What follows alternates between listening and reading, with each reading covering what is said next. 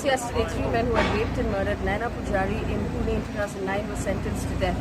That crime happened because she was an employee of an IT company who got into a taxi at the end of the day to be dropped home. She was kidnapped and then murdered and found 2 days later.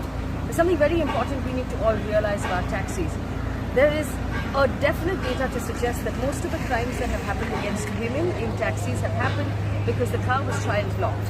And if the car is child locked, as a passenger in the back seat, you cannot open the door and you cannot roll down the windows because the master switch for the windows is with the driver.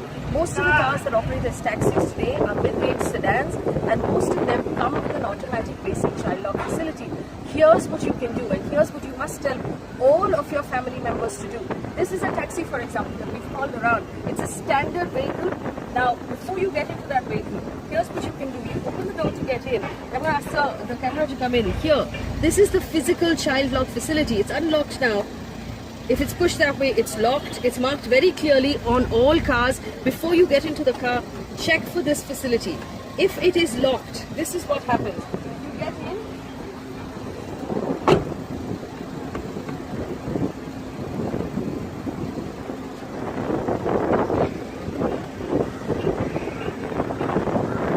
If you're in a child-locked car, you can only open the door from the outside, which means that the passenger in the back of the car is effectively trapped.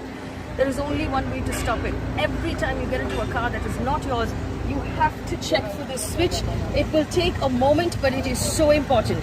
Make sure that the switch is off. The other thing we are going to do as a channel at Mirror Now is ask for all state governments, and every state has to do it, is to put a sticker on the car instructing every passenger to check the child lock and make sure the child lock is not on.